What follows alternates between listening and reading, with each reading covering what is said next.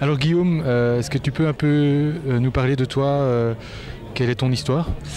Écoute, moi déjà un passé de joueur de rugby professionnel en France, où j'ai connu les prémices du rugby pro en jouant au Racing à Perpignan et puis un petit peu en Italie.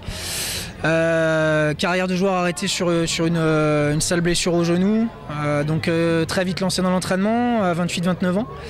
Et puis dans l'entraînement, notamment en Belgique, où j'ai commencé il y a 7 ans maintenant à m'occuper des équipes de jeunes, à travailler un petit peu avec la Ligue. Et puis en parallèle en France aussi sur des clubs. Et donc voilà, moi c'est comme ça que je me suis formé dans l'entraînement. Et aujourd'hui donc entraîneur national depuis maintenant quelques semaines. Et donc tu t'es entouré d'une équipe assez solide. Ouais, je me suis. C'est important de bien s'entourer parce qu'aujourd'hui on a affaire à des équipes avec des joueurs beaucoup plus nombreux. On veut étendre des effectifs à 50-60 joueurs, donc tout seul déjà c'est pas possible. Et puis je pense qu'il faut aller chercher des compétences un peu partout. Moi je me suis entouré de gens que j'ai pu croiser dans ma carrière de joueur. Donc sur Philippe Ebel que j'ai eu comme entraîneur, qui a entraîné la section paloise, qui a une grosse expérience d'entraîneur. Henri Broncan qu'on ne présente pas au niveau français, qui va venir me donner un coup de main aussi. Un entraîneur gallois avec lequel j'ai joué, qui va intervenir sur le jeu au pied. Et puis des entraîneurs aussi belges, parce que je pense que c'est important aussi d'avoir des entraîneurs qui soient au contact des clubs et sur lesquels j'ai envie de m'appuyer aussi et pouvoir constituer un staff assez élargi. Et pour constituer le groupe de l'équipe nationale, vous allez opérer comment? Vous repartir sur celui qui existait ou faire des journées de détection ou...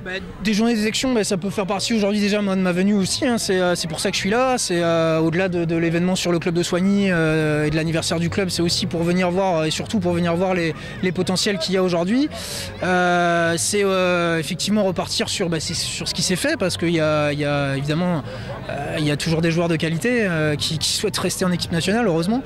Et puis sur les jeunes aussi, et sur l'équipe nationale à 7, je crois qu'il y a vraiment un gros potentiel.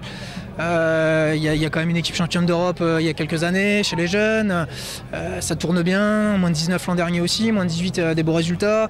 L'équipe A7, super résultat depuis quelques années. Donc il y a aussi tous ces jeunes-là qu'il faut intégrer petit à petit en équipe nationale, quoi.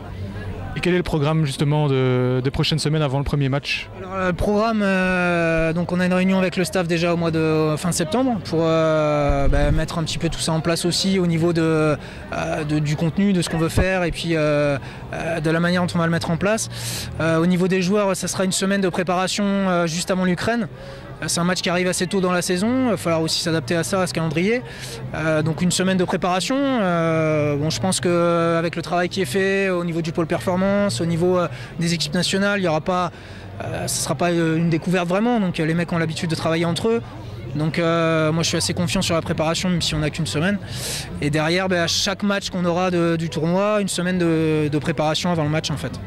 Donc vous aurez chaque fois une semaine entre guillemets complète. Exactement, plus un match contre France Universitaire en préparation du tournoi donc à partir de février. Donc voilà, comme un petit peu l'an dernier ils avaient fait. Et voilà. Merci.